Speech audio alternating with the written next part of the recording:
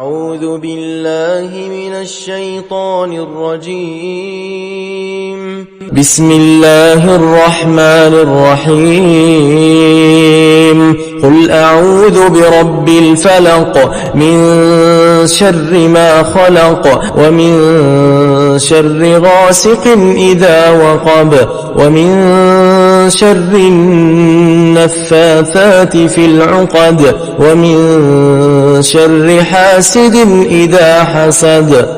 بسم الله الرحمن الرحيم. قل أعوذ برب الناس ملك الناس إله الناس من شر الوسواس الخناس الذي يوسوس في صدور الناس من الجنة والناس.